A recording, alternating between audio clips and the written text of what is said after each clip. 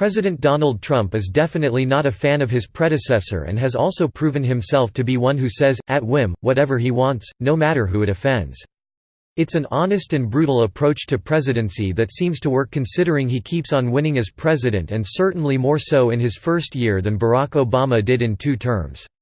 Supporters love his blatant truthful approach to calling things like it is and not sugar-coating anyone or any action to appease the establishment.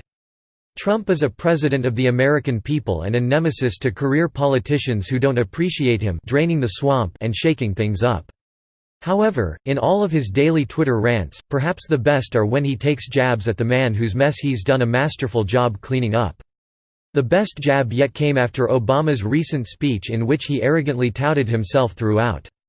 His seemingly narcissistic address came across as an attempt to not be forgotten or replaced by a capable and successful leader that Trump is. Although his real motive for glorifying himself is unknown, he could just believe what he's actually convinced himself of, while trying to convince the country what an incapable President Trump is. President Trump couldn't and wouldn't let this self-indulgent address go without response and used the perfect insult of his predecessor that had to have been a massive slap in the face, which, in my opinion, couldn't have been better. Here's one reason why so many Americans love and appreciate our current president. As the most reliable and balanced news aggregation service in the world, RWN offers the following information published by proven trustworthy news outlet Western Journalism. President Donald Trump responded to former President Barack Obama's attack on him during a speech Friday, joking his predecessor is good for inducing sleep. In a speech at the University of Illinois Urbana-Champaign on Friday, Obama told the students they were coming of age when the privileged want to keep us divided and keep us angry and keep us cynical, because it helps them maintain the status quo and keep their power and keep their privilege. He added that the current administration is a symptom, not the cause, of that division. It did not start with Donald Trump, he said.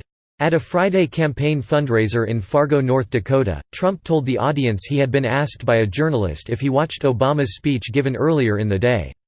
"I'm sorry. I watched it but I fell asleep," the president said. "I found he's very good for sleeping." Trump did directly address Obama's claim in his remarks that the current robust economy, at least in part, is due to the steps taken during the previous administration.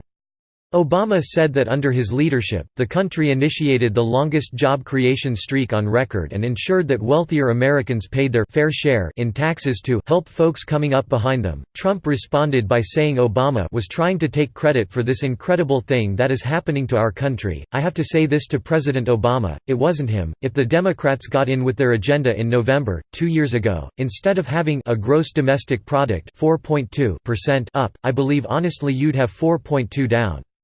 You'd be in negative numbers right now.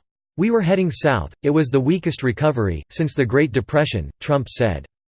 "It was barely a recovery, and now this is called not recovery. This is called rocket ship."